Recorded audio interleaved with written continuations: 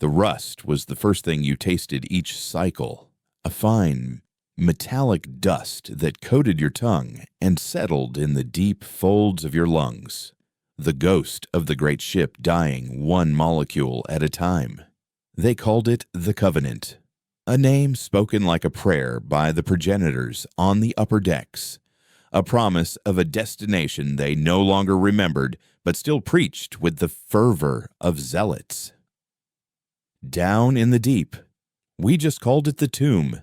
It was a metal sarcophagus hurtling through a blackness so complete it had stolen the stars from our stories. We were the Nulls, the descendants of mutineers from a forgotten age, and our inheritance was the ship's slow decay.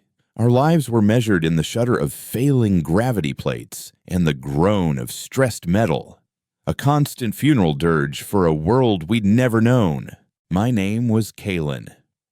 And, like all Nulls, I wore the inhibitor, a small metallic stud fused to the base of my skull that was supposed to keep me level, to bleed the peaks of emotion into a flat, manageable gray. It was meant to make us efficient, compliant, to keep the ghosts of our treacherous ancestors from rising within us. But mine was broken. It didn't stop the feelings. It dammed them up until they burst through in blinding, agonizing flashes. I'd be tightening a plasma conduit, the scent of ozone and rust filling my senses, and suddenly I'd be drowning, not in sweat, but in a saltwater ocean under a yellow sun I'd only seen in corrupted pic files. I'd feel a rage so pure it was crystalline, a desire to tear the metal walls apart with my bare hands, a fury that belonged to a man who had watched his world burn. Then it would be gone, leaving me trembling, the gray settling back in. But thicker now, heavier, haunted by the echo of color. These flashes were my secret shame, a malfunction that marked me as defective even among the defective. To feel was to be broken. That's what the progenitors taught us. Emotion was the flaw in the design, the virus that led our ancestors to mutiny and ruin, the dissonance that now threatened to shatter the last vestiges of human sanity. The dissonance was a new sickness, or an old one returning. It started as whispers in the ventilation shafts, words in a language no one spoke. Then it became shadows that danced in the corner of your vision, shapes that defied the ship's rigid geometry. Now, people were losing themselves to it. Men would stand transfixed, staring at a bulkhead as if it were a window to another reality, their faces slack, a thin line of blood sometimes trickling from their ears. They called them the Changed, and we Nulls were the ones sent to drag them to the reclamation vats. Their bodies still warm, but their minds were just gone, consumed by the static spreading through the Covenant's soul. The progenitors claimed it was a symptom of void sickness, a psychological decay from generations in the dark. They prescribed more discipline, stricter adherence to the doctrines of the journey. But in the deep, we knew better. The ship wasn't just dying, it was being haunted, and the whispers were getting louder. The cycle it all broke began like any other, with the shriek of the work siren and the taste of recycled protein paste. We were working on the primary coolant lines for the core, a nest of corroded pipes that wept radioactive fluid. The air was thick with a heat that felt ancient, a dragon's breath from the heart of our world. My crew chief, a grizzled Null named Yorick, who had seen more cycles than the ship had sealed decks, was barking orders, his voice a gravelly rasp. It was then that the lurch came, a sickening, sideways heave that threw us against the conduits. The lights flickered, died, then flared back in a bloody emergency red. A new sound joined the funeral dirge, a deep, resonant hum that vibrated up through the soles of our boots, a sound of immense power failing, of a god clearing its throat before it screamed. Alarms blared, their electronic shrieks fighting with the groaning metal. Yorick grabbed the comms panel. His face, usually a mask of indifference, was tight with a fear the inhibitors were failing to suppress. Deck Command, this is Null Crew 7. We have a seismic tremor in the core housing. Report. The voice that came back was clipped, strained, a progenitor voice, sharp with an authority that never bled. All Null Crews, report to Assembly Point Gamma. The Progenitor Council has issued a decree. No delays.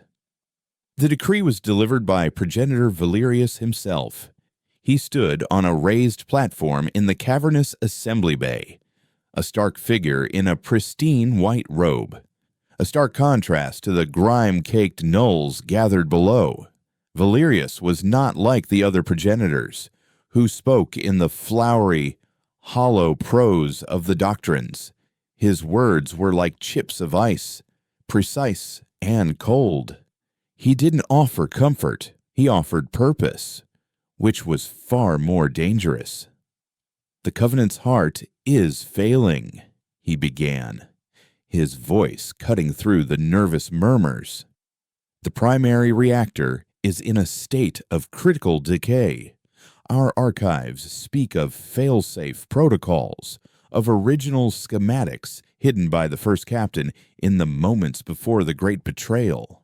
He paused, his gaze sweeping over us, making us feel like insects under glass. These schematics are located in the old command bridge, the place you call Earthfall. A ripple of true, uninhibited fear went through the crowd. Earthfall was more than just a forbidden deck. It was a cursed place, the epicenter of the mutiny, sealed for centuries. The story said the ghosts of the first traitors still clawed at the doors, that the air itself was poison. The path is treacherous. Valerius continued, his voice unwavering. The ship's decay is most pronounced in those sectors. The dissonance is strong there. But our ancestors, in their wisdom, built the Covenant to endure. You were built to endure. He looked directly at me then, or so it felt. This is not a punishment. It is a chance for redemption, to wash the stain of your bloodline with service, to restore the heart of our world, and in doing so, restore your honor. It was a lie. We all knew it. It was a suicide mission dressed up as a pilgrimage. But we were gnolls. We didn't have the luxury of refusal. Yorick was given command, and he picked a crew of 10. The strongest, the quietest, the ones whose inhibitors seemed to work the best. He picked me last.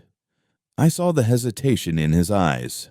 He'd seen my tremors, the moments after a flash when I would stare at my hands as if they were alien things. He knew I was a risk, but I was also one of the best techs he had.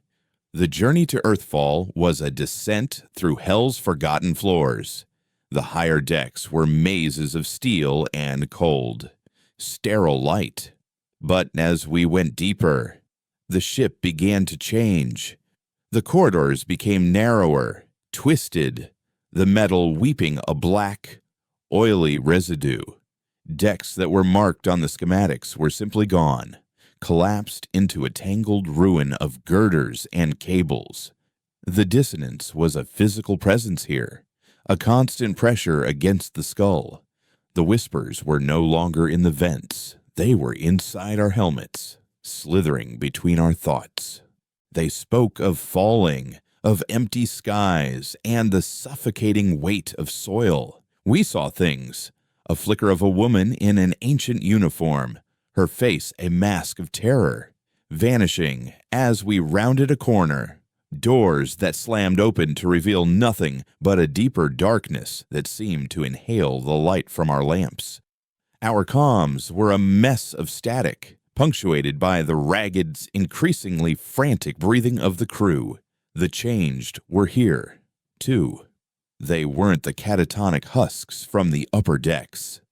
Down here, the madness had given them a terrible new life.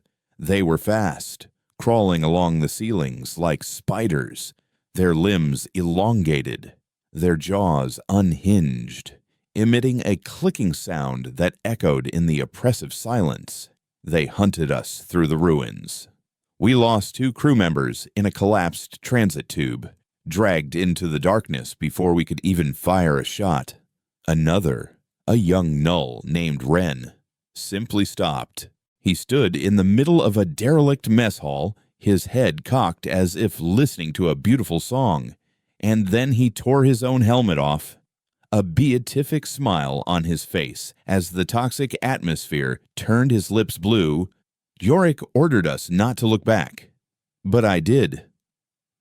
I saw Ren's eyes, and they weren't empty. They were full of a terrible, ancient joy.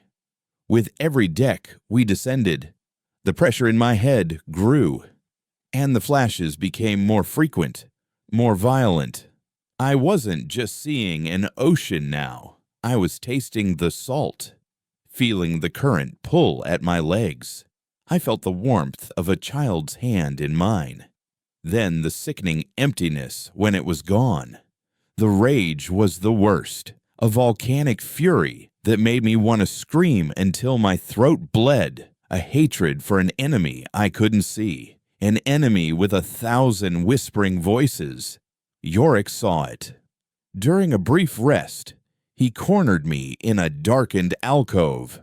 "Control it, Kalen," he hissed, his face inches from mine, his own eyes showing the strain of fighting the whispers. "Whatever poison is in your blood, you keep it leashed. One mistake down here doesn't just get you killed, it gets you replaced." He didn't need to explain. We had all seen what happened to Ren. After 5 cycles of constant descent, only 4 of us remained Yorick, a hulking brute named Olin, a lithe scout named Lyra, and me. We stood before a massive circular blast door, the symbol of the first captain emblazoned on its surface, almost completely obscured by centuries of grime. This was Earthfall. The air hummed, not with the failing of the core, but with a psychic energy so thick it felt like wading through water. Getting the door open was my job. The locking mechanism was archaic, a series of magnetic tumblers and pressure plates that no one had touched for generations. As I worked, my fingers tracing the cold steel, the whispers became a chorus. They weren't formless anymore. They were calling my name. Lyra suddenly gasped, stumbling back, her light beam dancing wildly. "Did you see that?" she stammered. In the reflection, on the door, Olin grunted, raising his rivet gun. "There's nothing there. The deep plays tricks." But I saw it too, for a fraction of a second. My reflection wasn't my own. It was an older man, his face etched with grief, wearing a captain's uniform I recognized from the picked files. His mouth was open in a silent scream. A flash hit me then, stronger than any before. I was on a bridge, not a dark, ruined one, but one bathed in light, looking out at a swirling blue and white marble. Earth. It was beautiful, perfect, and I was filled with a love for it, so vast it was a physical pain.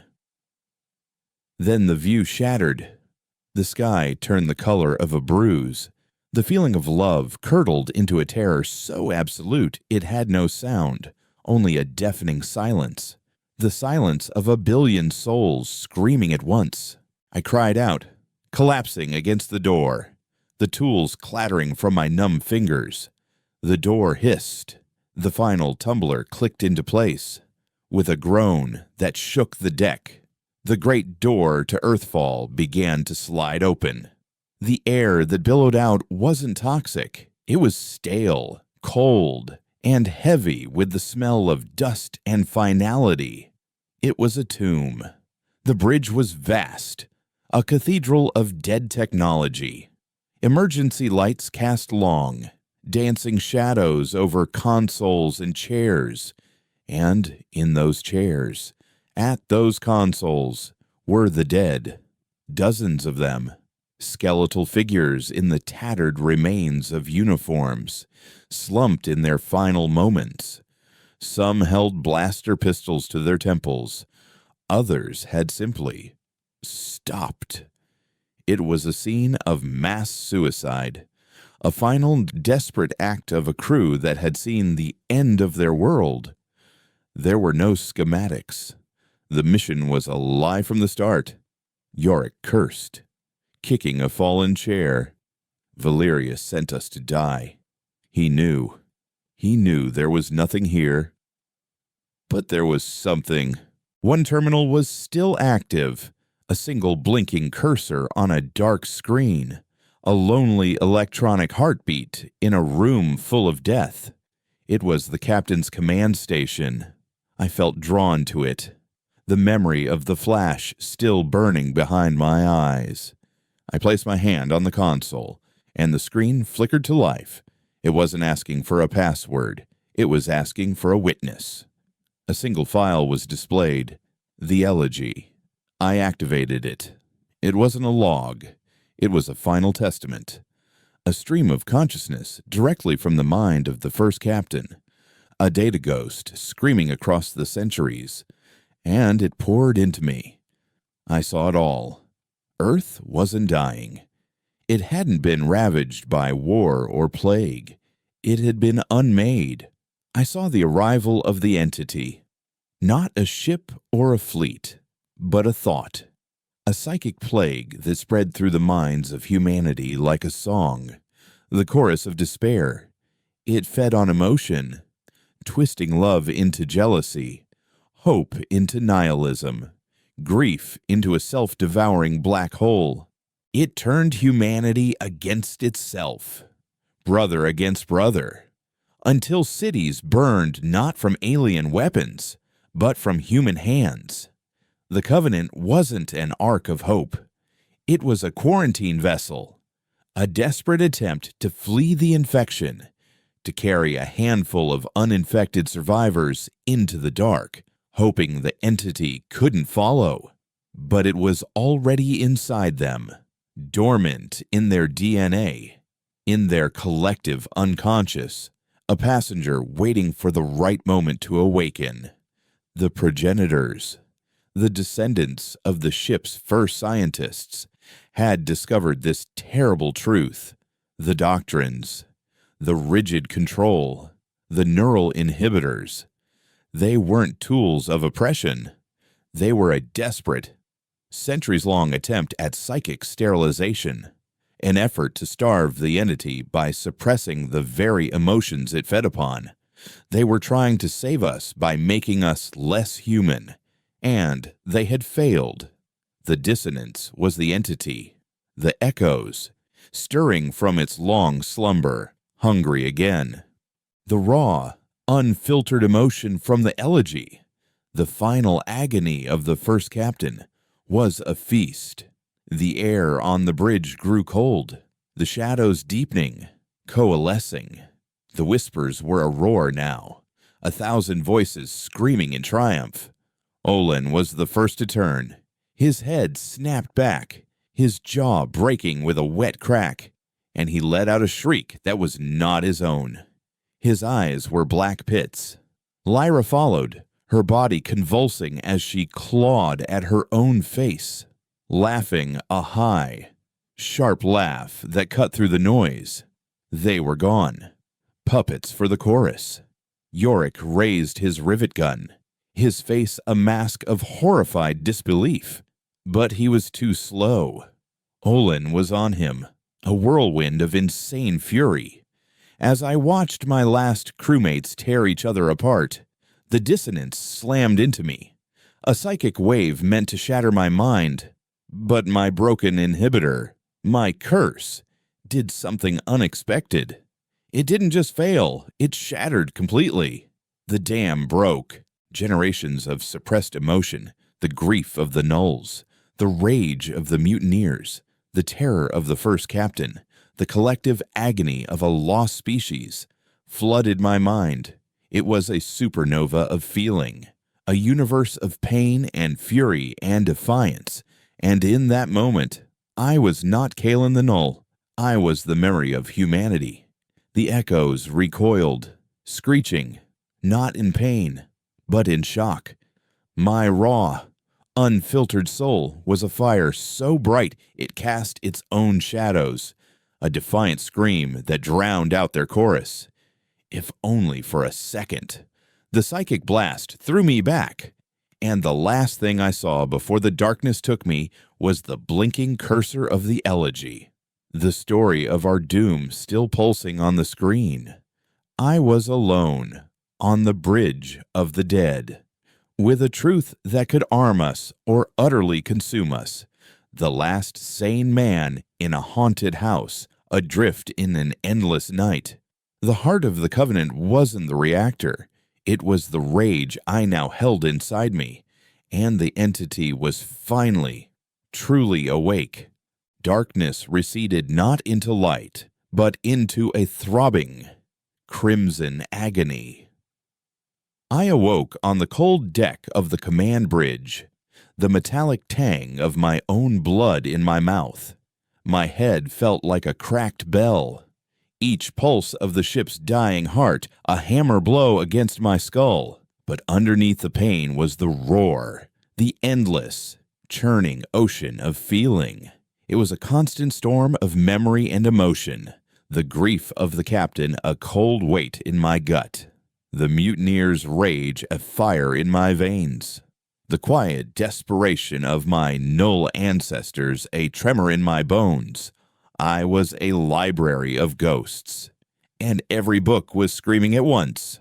I pushed myself up, my muscles screaming in protest. The scene was worse than a memory. Yorick's body was twisted into a shape of supplication, his limbs bent at impossible angles, his face a frozen mask of ecstatic terror. Lyra was a heap of tattered uniform and splintered bone near the main viewport, her laughter having finally broken her.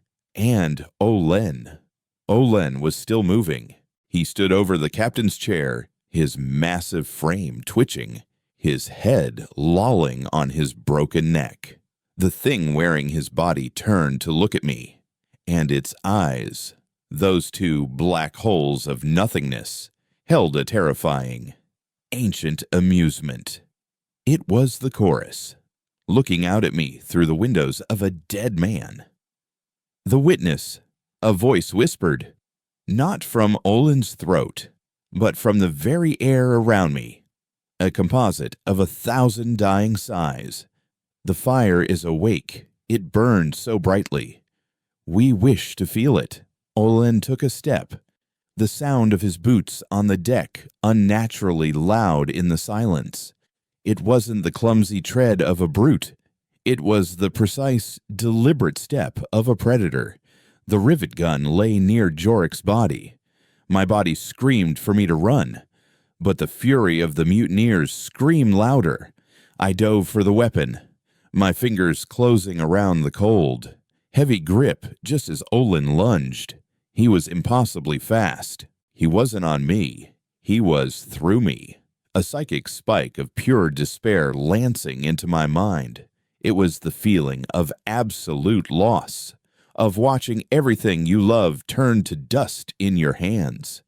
It was designed to paralyze, to shatter the will. But it was an emotion, and the storm inside me met it head on. I didn't block it. I drowned it. I focused on the white-hot rage, the righteous fury of a man betrayed, and I pushed it outward. A silent scream of pure defiance erupted from my soul. The thing wearing Olen recoiled. a hiss of static filling the air as if my raw humanity was a corrosive acid. The momentary reprieve was all I needed. I raised the rivet gun and fired. The heavy bolt punched through Olen's chest, the impact throwing him back against a console, which exploded in a shower of sparks. He slid to the floor, the light in his black eyes fading not into death, but into vacancy. The puppet's strings had been cut. I scrambled back, my breath coming in ragged sobs, the feedback of the psychic backlash making my teeth ache. I couldn't stay here. This place was a nexus, an open wound, and the chorus was gathering. The elegy. I couldn't leave the truth behind. I stumbled to the captain's terminal, the blinking cursor a defiant pulse of life. My suit had a port for a data slate, a piece of tech we nulls used for schematics. It was old, slow, but it would have to do. I plugged it in, initiating the transfer, the progress bar crawling across the screen with agonizing slowness. Every second felt like an eternity.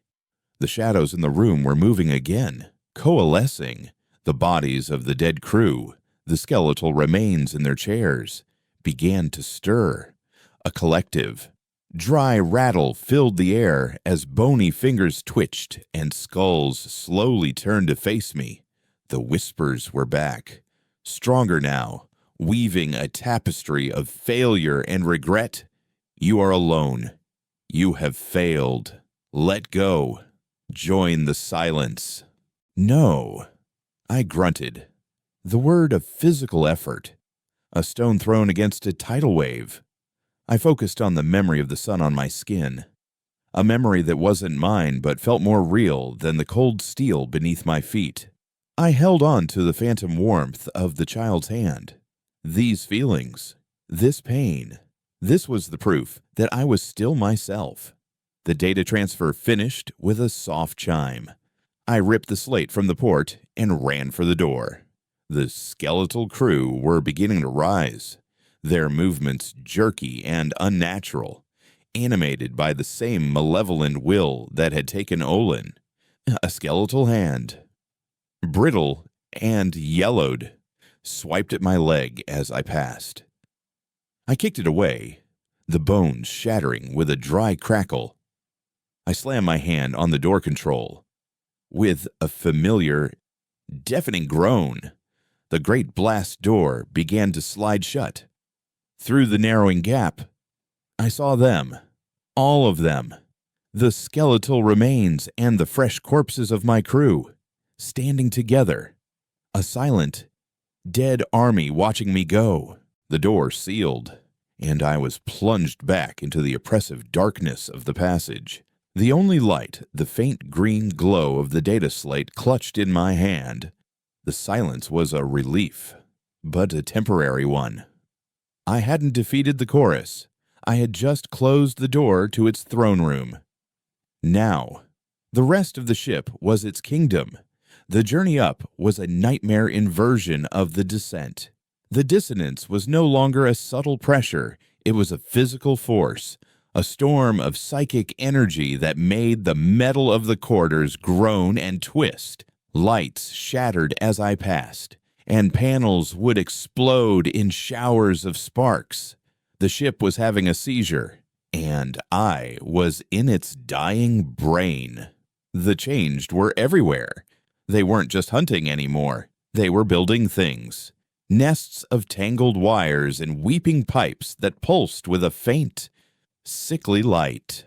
They would stop their work as I approached, their heads snapping in my direction, their clicking calls echoing down the passages, a summons to their brethren. They were faster now, stronger, as if the full awakening of the chorus had supercharged them. I couldn't fight them all. My strategy was noise and fire. I used the rivet gun to collapse walkways behind me, to rupture plasma conduits, creating barriers of flame and debris.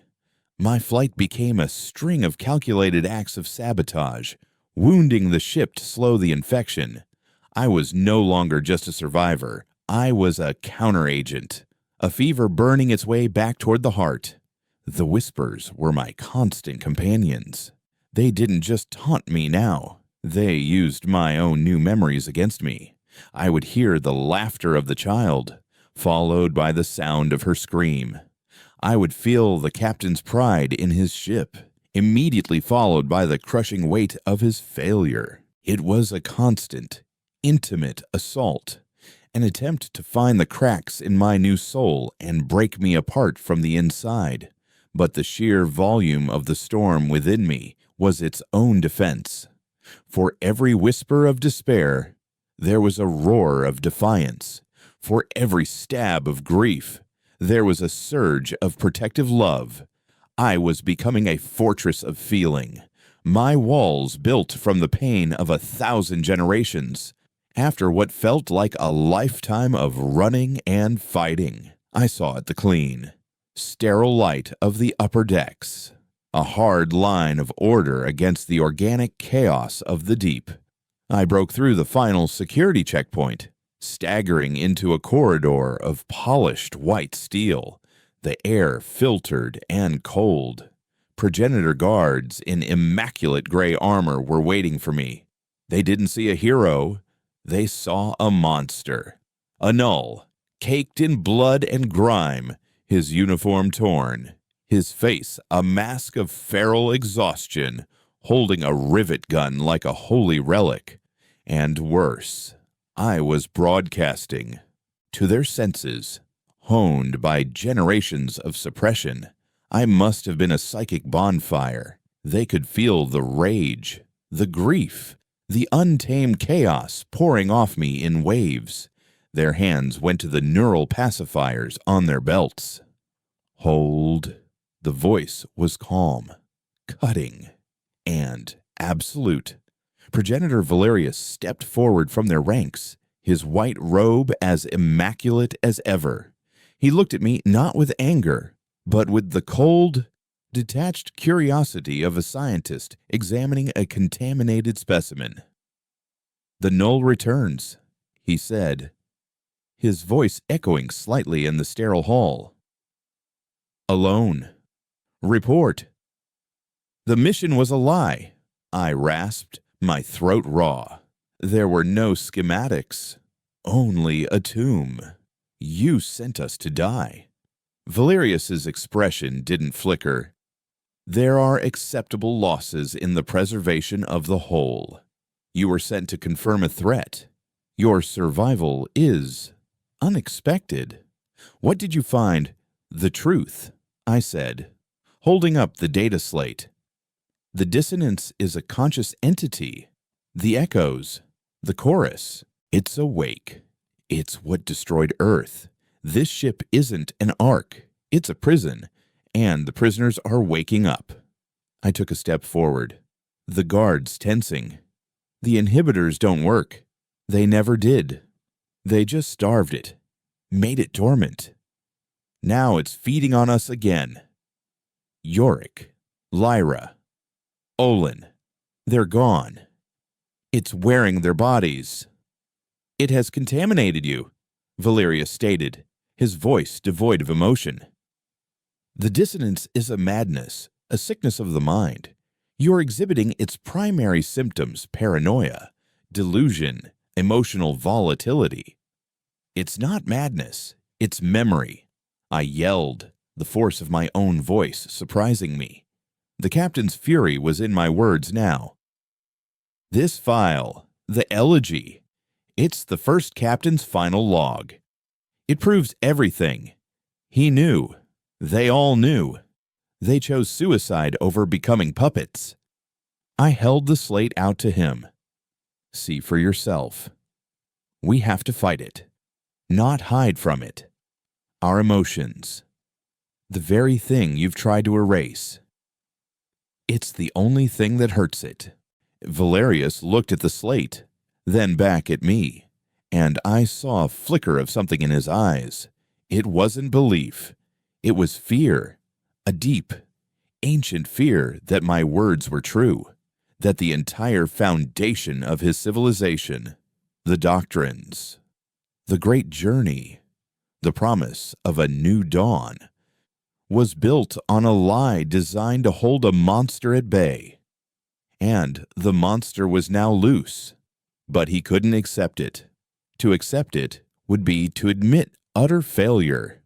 The ravings of a broken mind, he said, his voice hardening, the mask of control snapping back into place. The dissonance has found a unique vessel in you. Null. A flaw in your inhibitor has allowed it to fester, to create these elaborate fantasies to justify its own chaotic nature. He raised a hand, a silent command to his guards. You are a threat to the Covenant's stability, a carrier of the plague. You will be taken to the Medicae Bay. You will be studied. Your flaw will be corrected. You're going to vivisect me, I said, a bitter laugh escaping my lips. The irony was crushing. I had survived the ghosts and the monsters in the dark, only to be condemned by the man who claimed to be the shepherd. You're a fool. While you're trying to cut the madness out of me, it's going to be consuming this ship deck by deck.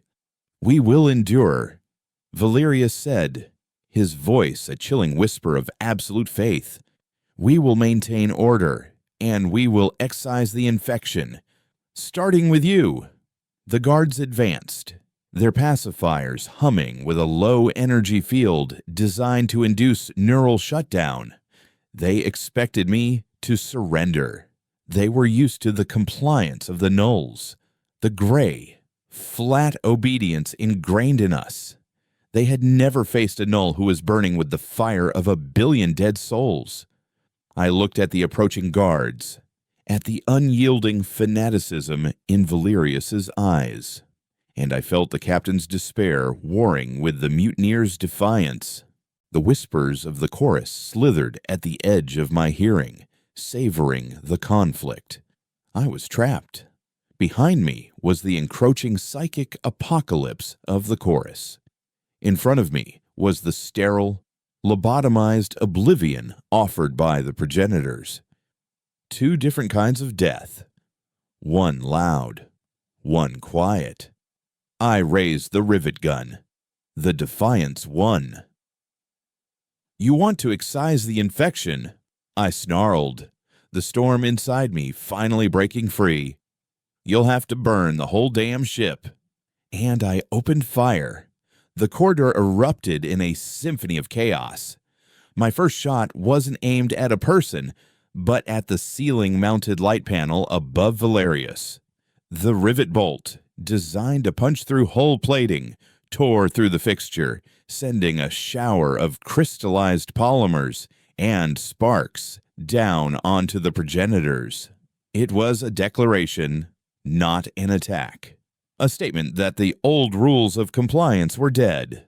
The guards reacted with trained precision, their armor absorbing the shrapnel. They moved to flank me, their pacifiers held forward like crucifixes against a demon. But they were moving with the cold logic of soldiers. I was moving with the raw, unpredictable fury of an avalanche. I didn't stand and fight. I turned and ran. Back toward the chaos I knew, back toward the deep. Valerius's voice echoed behind me, laced with a cold fury that was almost an emotion. Seal the sector, contain him. Do not let the contagion spread. Blaster fire, hot and precise, stitched the air where I had been. They were using lethal force now. The pretense of correction was gone. I was no longer a specimen. I was a rogue element to be purged. I dove down a maintenance shaft, the sound of sealing blast doors echoing through the ship like the jaws of a great beast snapping shut. I was a virus trapped in the bloodstream of a dying god, and both the antibodies and the original disease wanted me dead.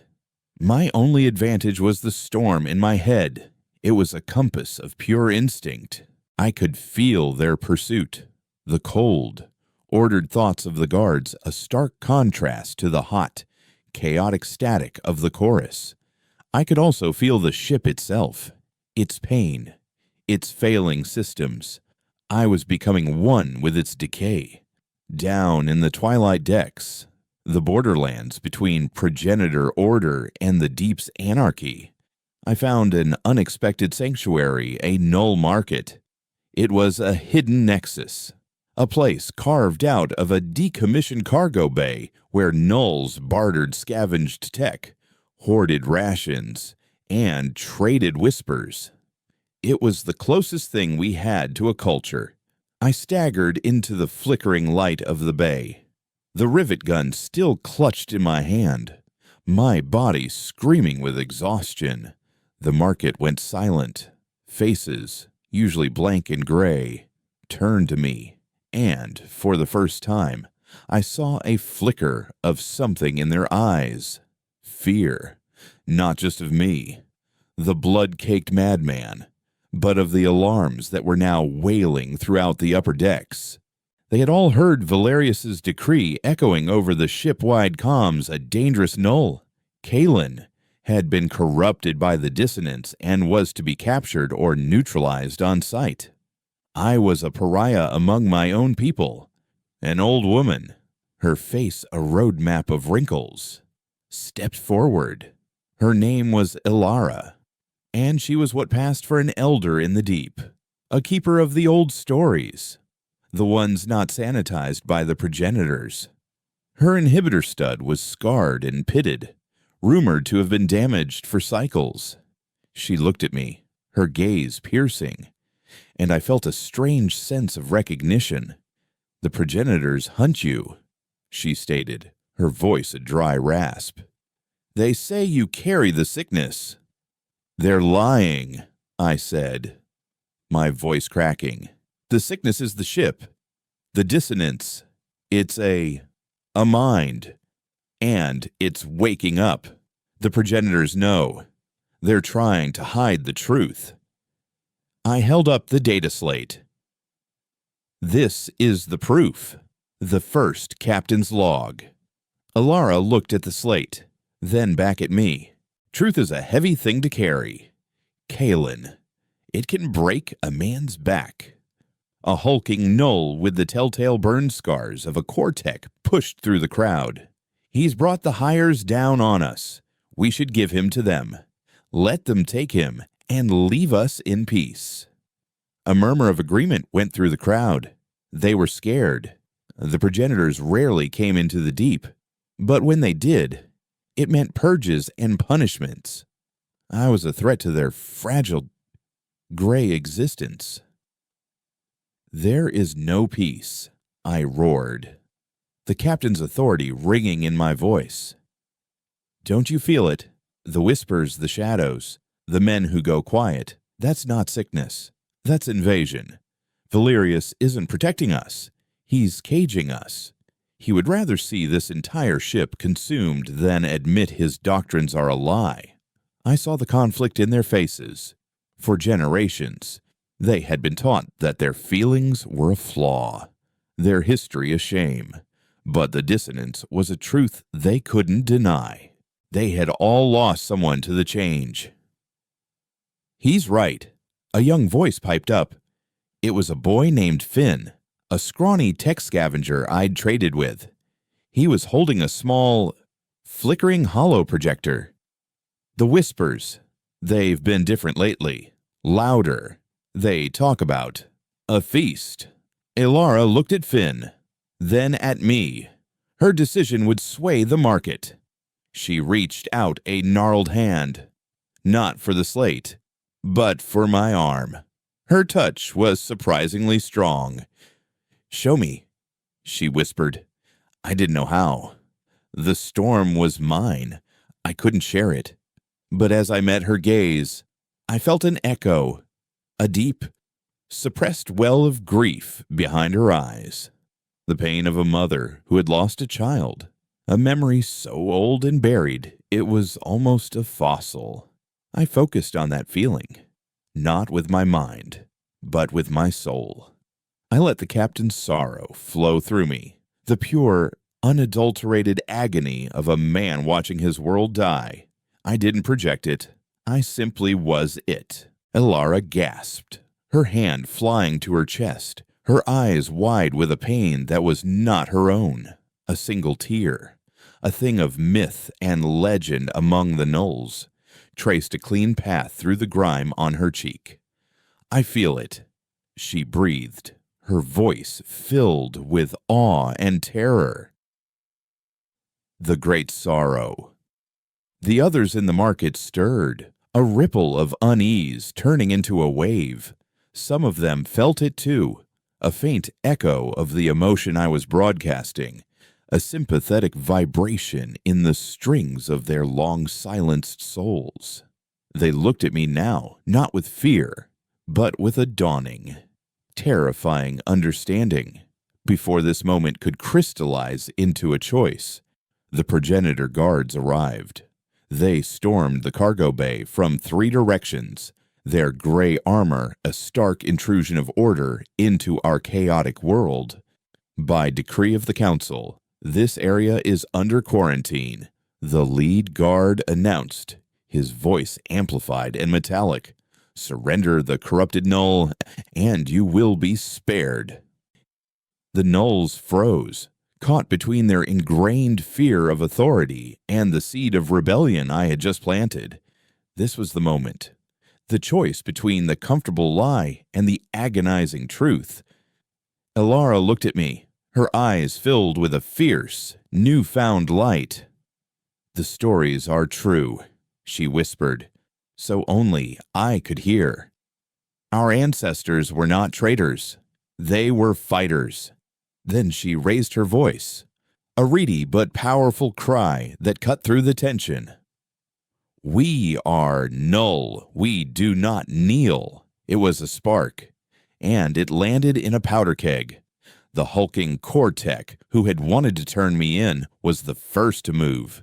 With a guttural roar that was pure, uninhibited rage, he hefted a metal crate and hurled it at the guards. It was the first blow in a war that had been brewing for centuries. The market exploded into a riot. Gnolls, armed with scavenged tools and generations of repressed anger, threw themselves at the armored guards. It was a clumsy, desperate, and beautiful thing. Rivet guns fired alongside thrown wrenches. Plasma cutters flared next to sharpened pipes. For the first time, the gnolls of the Covenant were fighting back. I was in the eye of the storm. The guard's primary target was me. I used the chaos to my advantage, weaving through the brawling bodies, firing the rivet gun not to kill, but to create more chaos, bringing down shelves of scavenged parts, severing power conduits to plunge sections of the bay into darkness. Finn, the young tech, appeared at my side, his eyes bright with the terrifying excitement. "This way, I know a path through the old ventilation system. It'll bypass their blockades." He led me toward a grate in the floor as Elara and a handful of the older gnolls organized the resistance, directing the chaotic fury of the mob with surprising tactical acumen. They weren't just rioting. They were buying me time. As I prepared to descend, Elara grabbed my arm again. "The elegy," she said, her eyes boring into mine. "It is not just a history. It is a weapon. The chorus feeds on despair. What does it fear? The question hit me with the force of a physical blow. The storm in my head, for all its fury, was a symphony of pain. Rage, grief, sorrow, despair. The entity consumed them all. What did it fear? I had no answer. "Go," she commanded, pushing me toward the grate. "Find the heart of the chorus. Find its weakness. We will hold a line here. We will remind them what it means to feel." I dropped into the ventilation shaft, Finn scrambling in after me. sealing the grate above us. The sounds of the battle faded, replaced by the rush of stale air and the metallic echoes of our movements. We were in the ship's guts now, a labyrinth of rusted metal and darkness. "Where are we going?" I asked Finn, my voice hoarse. "Somewhere they won't look," he replied, his small, light beam cutting a path through the oppressive black. "Somewhere the ship itself has forgotten."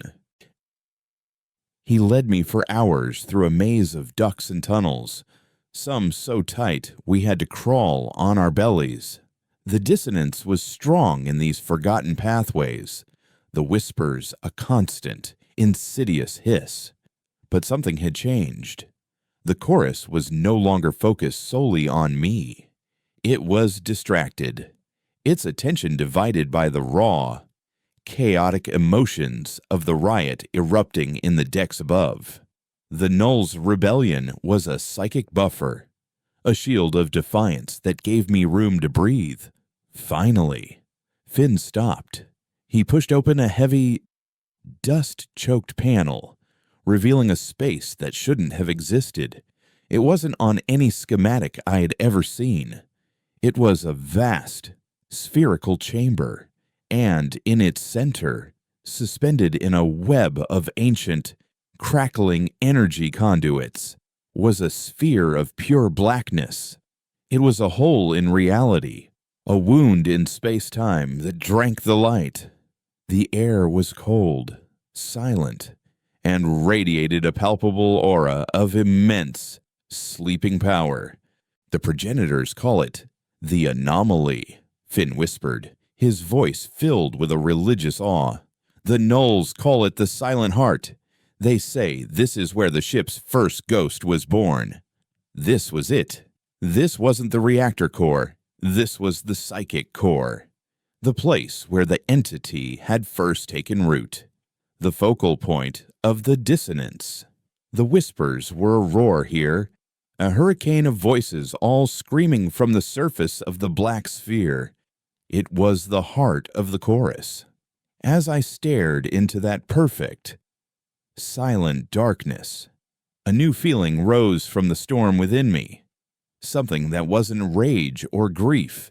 It was a cold, alien emotion, a memory from the entity itself, a feeling I had no name for, a memory of falling through an endless, empty void, of being utterly and completely alone. A loneliness so profound it was a form of hunger. That was when I understood. Ilara's question came back to me. What does it fear? The chorus didn't fear pain or rage. That was its food. It feared silence. It feared emptiness. It feared being alone again. It's a hive mind. I breathed, the realization a bolt of lightning in my soul. It consumes consciousness to escape its own solitude.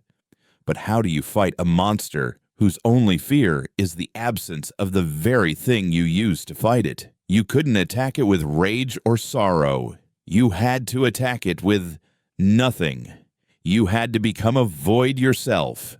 The thought was terrifying. To defeat the chorus, I would have to silence the storm inside me. I would have to give up the rage of the mutineers, the sorrow of the captain, the very emotions that were now the core of my identity. I would have to become a null again, not by suppression, but by choice. I would have to break my own heart and offer the pieces to the void. A new alarm began to blare, this one different, a deep, klaxon-like warning that I had never heard before. Red lights began to pulse within the chamber, casting the black sphere in a demonic glow. A synthesized voice, ancient and calm, echoed through the space. Quarantine protocol initiated. Unstable psychic resonance detected. Core containment failure imminent. All personnel evacuate. Valerius. He hadn't just been trying to capture me. He had been tracking the psychic energy I was emitting. I hadn't been running from him. I had been leading him. A breadcrumb trail of emotional chaos. right to the heart of his greatest secret.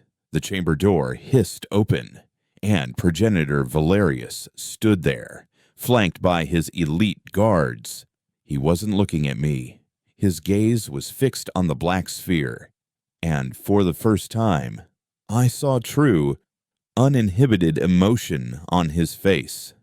It was the terrified look of a zookeeper whose prize monster has just woken up. "What have you done?" he whispered, his voice trembling with a fury born of absolute terror. "You have awakened it. You have fed it. You have doomed us all."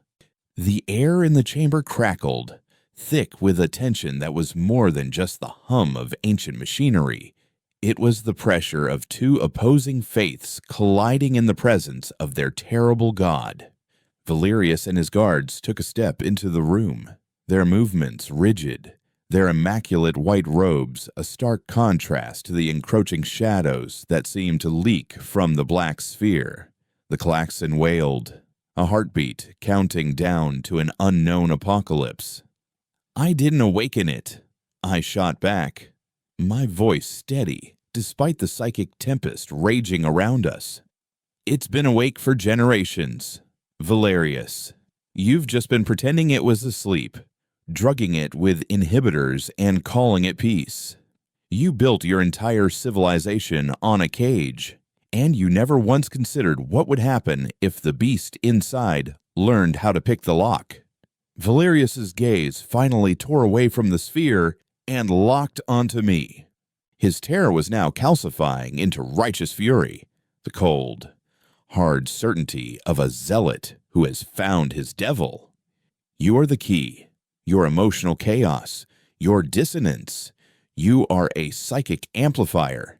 You have nourished it, excited it. The quarantine protocols are failing because of you." "No," I said, a chilling certainty dawning in my own mind as I looked from the sphere to the progenitor. "It's failing because of you.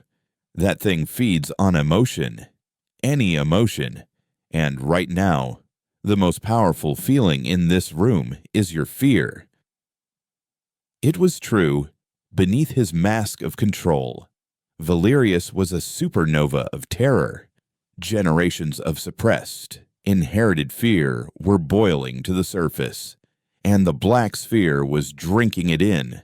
It pulsed, a subtle, almost imperceptible shift in its perfect darkness, and the whispers grew louder, more distinct, weaving Valerius's own secret dread into their chorus. The journey is a lie. The destination is dust. The children are lost. The silence is coming. Valerius flinched as if struck. His guards shifted uneasily, their cold training warring with the primal fear that was now seeping into their own minds. Finn, who had been hiding behind a conduit, let out a small whimper. "It knows you," I whispered, the revelation hitting me with the force of a physical blow. "It knows all of you. It's been listening to your nightmares your entire lives."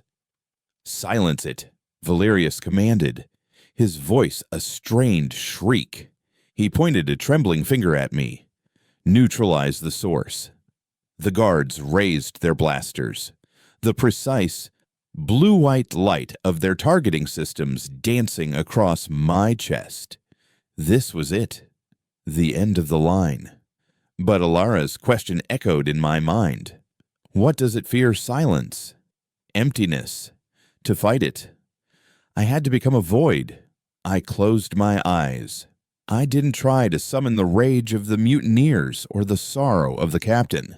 Instead, I reached deep into the storm, past the roaring winds and the crashing waves of emotion, and I searched for the eye. I searched for the memory of what it was to be a null. That gray or flat, silent place. The feeling of not feeling. It was the hardest thing I had ever done. The emotions fought back, screaming their importance. The grief insisted on being felt. The rage demanded release. They were my armor, my weapons, my very identity. To let them go felt like dying. I focused on a single image, the infinite, starless blackness between galaxies, the perfect, cold, uncaring void. I didn't push the feelings away. I simply unclasped my hands and let them fall. The storm receded. The roar became a whisper, then a hum, then nothing. A profound and terrifying peace settled over my soul. For the first time since my inhibitor broke, there was silence in my head. I opened my eyes. The effect was instantaneous and profound. The black sphere, which had been thrumming with power, visibly recoiled. A psychic hiss, a sound of agony and frustration, echoed through the chamber, not from the sphere, but from the minds of everyone present. The chorus had been feeding on me, a direct line to a feast of pure emotional energy, and I had just cut the cord. The guards cried out, stumbling back, clutching their helmets. Their own suppressed emotions, no longer overshadowed by my psychic broadcast, were now the chorus's only nearby food source. The whispers turned on them, magnified, feasting on their fear, their doubt, their secret loyalties. One guard dropped his blaster and began screaming, clawing at his inhibitor stud as if trying to dig out the voices. Another simply froze, his face going slack, the telltale sign of the change. Valerius stared at me, his face a mask of horrified disbelief. What are you? I'm what you tried to create, I said, my voice flat, devoid of the passion it had held moments before. It felt alien in my own throat. A man without feeling, a perfect null. I was a weapon, but not the one he expected. I was a psychic black hole, my emotional absence a form of attack. The chorus couldn't feed on me, and my proximity seemed to starve it, to weaken its hold on others. The klaxon stopped. The synthesized voice returned, calmer now.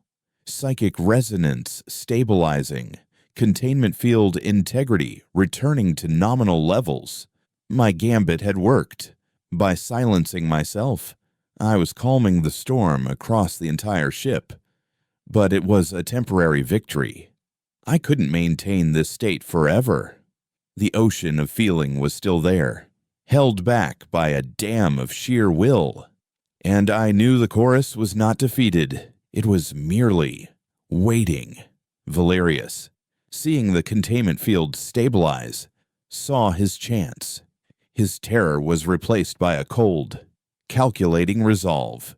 He saw the truth of my power, not as a salvation, but as the ultimate threat to his order. A null who could not only feel, but could also control it, was an unthinkable heresy. He is a focal point, Valerius said to his remaining, wavering guards. He is controlling it. If we eliminate him, the dissonance will lose its anchor. The quarantine will hold.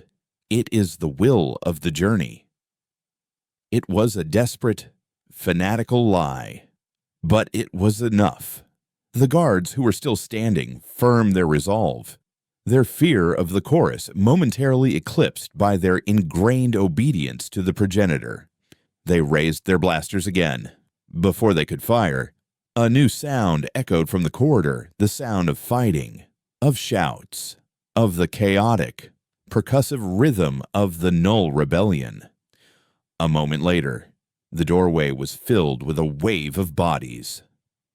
Elara stood at the forefront, her ancient face set in a grim mask of determination, a plasma cutter held in her hand. Behind her were the nulls from the market, their faces smeared with grime and blood, their eyes burning with a light no inhibitor could dim. They had fought their way down, following the path of the progenitor guards. The will of the journey ends today. Valerius, Elara rasped, her voice carrying the weight of centuries of servitude. The chamber became a battlefield. Progenitor blasters fired beams of disciplined energy. The Nulls responded with a chaotic barrage of scavenged weaponry and brute force. The sterile white room was transformed into a canvas of smoke, fire, and blood. I was at the center of it all, a silent statue in a hurricane. I had to maintain my internal void. If I let my emotions surge, if I gave in to the desire to fight alongside my people, I would feed the chorus and doom us all. So I stood, a beacon of nothingness, while the war for the Covenant's soul raged around me. Valerius ignored the battle. He only had eyes for me. He saw me as the source of all this chaos, the serpent in his sterile Eden. He began pushing his way through the melee, a blaster pistol appearing in his hand, his white robes becoming stained with the blood of both guards and Nulls. Finn, seeing the progenitor advancing on me, did something astonishingly brave. The scrawny tech scavenger threw himself at Valerius, clinging to his leg, trying to slow him down. "No, he's saving us," the boy screamed. Valerius, with a snarl of pure, unadulterated hatred, an emotion so raw it made the sphere behind him pulse, greedily kicked the boy away. Finn hit a console with a sickening crunch and lay still. The dam broke. The sight of Finn's small, broken body, the selfless act of the only person who had trusted me without question, shattered my control. A wave of pure, protective grief, sharper and more painful than anything I had ever felt, tore through my mind. The ocean of emotion didn't just flood back in, it erupted, and the chorus feasted. A psychic scream of triumph and hunger exploded from the black sphere. The lights in the chamber shattered. The containment field, which had been stabilizing, collapsed completely. The black sphere did not just pulse, it expanded. A wave of pure dissonance, of raw, unmaking thought, washed over the room. It didn't kill, it rewrote. Guards and Nulls alike screamed as their minds were torn open. Memories that were not their own flooded their consciousness. They saw the fall of Earth, felt the cold of the void, heard the silent scream of 1 billion dying souls. They were no longer individuals. They were becoming conduits, nerve endings for the great, lonely mind of the chorus. Their fighting ceased. They turned as one, their faces slack, their eyes beginning to darken, and they looked toward the sphere. They began to hum, a low, resonant tone that was the sound of consciousness surrendering. Elara fought it. I could see her body trembling, her knuckles white as she gripped her plasma cutter, muttering the names of her ancestors like a prayer against the psychic tide. But even she was faltering, her eyes glazing over.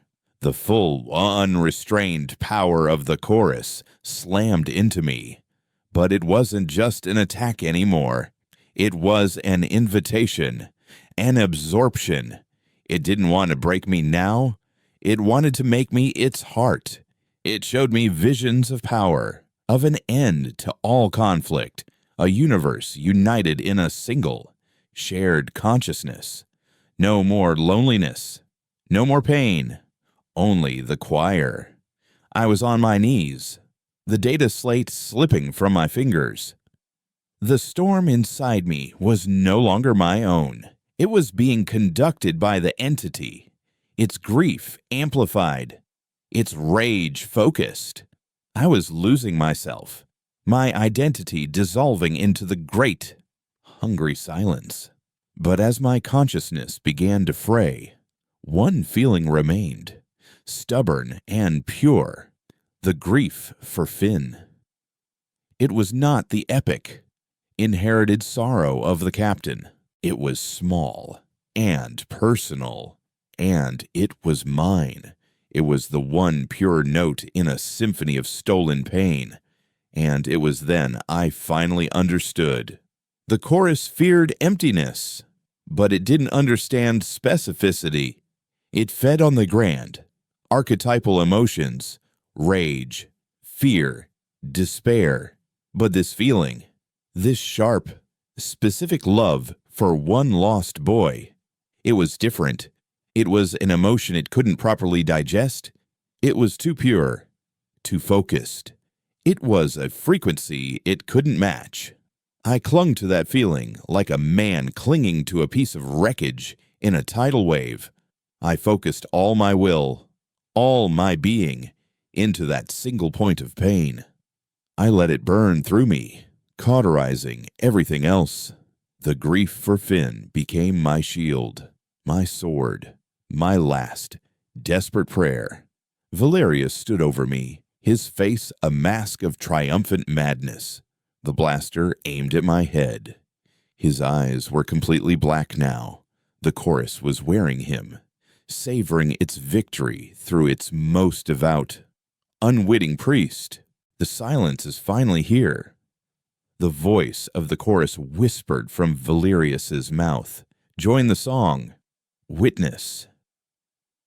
No, I whispered back, looking past him, at the expanding void of the sphere. I'm going to teach you a new one, and pouring every ounce of my will, every fragment of my soul into that one, pure, agonizing note of grief. I did the only thing I could. I sang it back at the void. My song was not a sound. It was a psychic keen, a blade of pure, specific grief honed to an impossible edge. It was the memory of Finn's courage, the weight of his small body, the burning injustice of his end. While the chorus hummed a vast, oceanic drone of cosmic despair, my grief was a single, piercing note, a shard of glass in the throat of the void. I aimed it not at Valerius, but at the expanding heart of the anomaly. The effect was immediate and violent. The perfect blackness of the sphere wavered, its surface rippling as if struck. A high-pitched shriek of psychic static erupted in the chamber, a sound of pure, uncomprehending agony. This wasn't food. This was poison, the indigestible grit of a single, meaningful death in a feast of meaningless despair. The humming of the converted crew faltered, becoming discordant as my clear, sharp note of grief tore through their shared consciousness. The thing wearing Valerius screamed, a sound that was half human, half tearing metal. It staggered back, dropping the blaster, its hands flying to its head. The chorus, looking through its puppet's eyes, was confronted with an emotion it could not categorize, could not consume. It was too personal, too real. It is only one soul, the chorus hissed, the voice coming from all the humming crew at once, a desperate attempt to diminish my weapon. A speck of dust in a universe of loss. Let it go. Drown it in the great sorrow. It pushed back with the full weight of its ancient loneliness. A tidal wave of archetypal misery. I was shown visions of dying galaxies, of civilizations turning to dust, of stars growing cold. It tried to make my grief for one boy seem insignificant, a childish tear in the face of true oblivion. But its logic was flawed. A universe of loss has no focus. It is a dull, constant ache. The pain of a single, specific loss is a blade. It has an edge. It can cut. I held on to the image of Finn. I didn't just feel the grief. I explored its every facet. The memory of his nervous energy, the pride in his eyes when he showed me the hidden path, the way his worn uniform was too big for his scrawny frame. I weaponized the details. My song became a story, a testament to a single, irreplaceable life. This boy mattered. His choice mattered. His name was Finn. This specificity was anathema to the chorus. It was a hive mind that thought in universal terms: fear, rage, despair. It had no frame of reference for the unique, unrepeatable pattern of a single human soul. My broadcast was not just pain, it was identity. The psychic duel intensified. The chamber became a nexus of competing realities. The sickly, shadow-leaking light of the chorus fought against a clean, sharp, white light that seemed to emanate from me. Alara, who had been on the verge of succumbing, cried out. My song had reached her, not as an attack, but as a lifeline.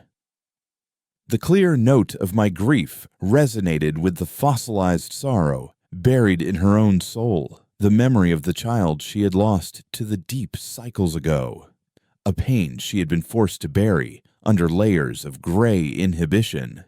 She straightened up, her face a mask of terrible, beautiful agony. She let her own grief out.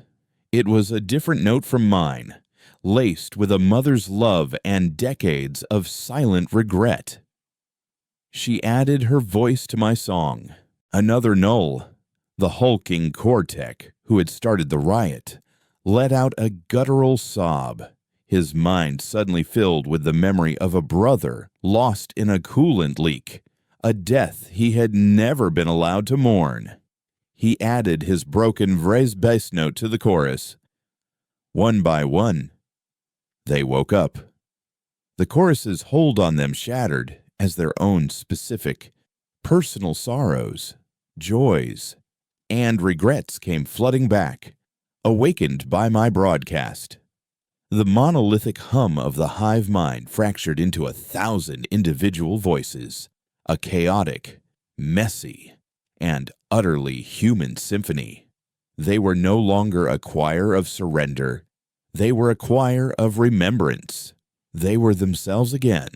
The chorus shrieked, its power failing, its food source not just cut off, but actively rejecting it. The black sphere began to collapse, its perfect darkness folding in on itself. Valerius, the chorus's primary vessel, convulsed on the floor. The psychic feedback was tearing him apart. As the entity was violently expelled, his own lifetime of suppressed emotions, fear, pride, doubt, and a terrible, suffocating guilt came rushing back into the empty space. It was too much.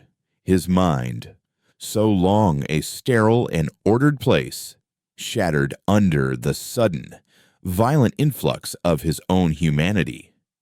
With a final, choked sob, he went still, a victim not of the dissonance, but of the cure. With the chorus in full retreat, its psychic presence shrinking back into the imploding sphere, the full weight of what I was doing fell upon me. I was a conduit for the pain of my entire people, and it was burning me out from the inside. My body was trembling violently, blood trickling from my nose and ears. I felt my consciousness fraying, my very self being consumed as fuel for this final, defiant song. As the sphere collapsed into a final, infinitesimal point, it did not vanish. It inverted. A silent explosion of pure white light erupted from its center, washing over the chamber, over the entire ship. It was not a wave of force, but of information, of release. It was the elegy, not just the captain's log, but the consciousness of every soul the chorus had consumed and held captive for millennia, now set free. We were flooded with their final moments, not of terror, but of peace. We felt the first captain's final, quiet acceptance. We felt the memories of 1,000 other species on 1,000 other worlds, their last goodbyes, their final defiant acts of love. It was a baptism of memory, a final gift from the ghosts we had just freed. Then there was silence, a true silence, not the oppressive, gray emptiness of the inhibitors, not the hungry, whispering void of the chorus. It was a clean, quiet peace, the sound of a storm that had finally passed. The symphony of human pain had ended. All around the chamber, gnolls were slowly picking themselves up, looking at their hands, at each other, their faces filled with a dazed, raw, and fragile wonder. They were blinking in the light of their own reclaimed souls. Alara was kneeling beside Finn's body, her hand gently brushing the hair from his forehead, her face wet with the first real tears she had shed in a lifetime. My strength gave out. The last thing I felt was the cold, hard deck against my cheek as the world faded to a quiet, welcome black. I awoke to the low murmur of voices, not the whispers of the chorus, but the messy, uncoordinated, and beautiful sound of human conversation. I was in a makeshift medici bay, the harsh lights of the Silent Heart chamber replaced by the soft glow of a single jury-rigged lamp. The air didn't taste of rust and ozone, but of antiseptic and something vaguely like hope. Ilara was sitting by my bedside. Her face looked older, yet more alive than I had ever seen it. The lines of grief were etched deeply, but her eyes were clear. "The ship is quiet," I whispered, my throat dry. "The ghost has passed," she replied, her voice soft. "It is gone. The anomaly, the sphere. It's just a piece of dead rock now. The dissonance has faded to nothing more than a bad memory." She explained that in the days I had been unconscious, a new society was already taking shape in the metal shell of the Covenant. The progenitor hierarchy had crumbled, its purpose gone, its leaders either dead or broken by the sudden return of their own feelings. The gnolls, now simply the crew, were learning to navigate a world of emotion. There was shouting and crying and arguments over rations. There were also stories being told, and awkward laughter, and people holding hands. It was chaotic. It was inefficient. It was alive. "And the journey?" I asked. "The journey is over," Alara said firmly. "We were never going anywhere, Kalen. Only running. Now we can choose a destination." The storm inside me was gone. The ghosts were still there. The captain, the mutineers, the generations of gnolls, but they were no longer a tempest. They were a quiet library of memories, a part of my history, not a cage. My own feelings were calm, the grief for Finn a clean, sad ache, no longer a weapon, but a scar that I would carry with pride. I got up and walked with Alara to the main observation deck. The great viewport, once a symbol of a lost home, was no longer dark. The crew had managed to restore power to the external sensors, and for the first time in centuries, the Covenant was looking outside itself. There were stars, an impossible, infinite ocean of them, scattered like diamond dust on black velvet. They weren't a painting or a corrupted file. They were real. They were destinations. A group of children, born and raised in the gray twilight of the deep, were pressed against the viewport, their faces filled with a silent, breathtaking awe. They were the first generation in centuries who would grow up knowing what a choice felt like. The rust was still in the air, a reminder of the tomb we had inhabited. But now, It was mixed with the scent of ozone from repaired conduits, the smell of food being cooked, the scent of a world being rebuilt, not by doctrine, but by hand. The silence was finally real, and in it, for the first time, we could hear the sound of our own beginning.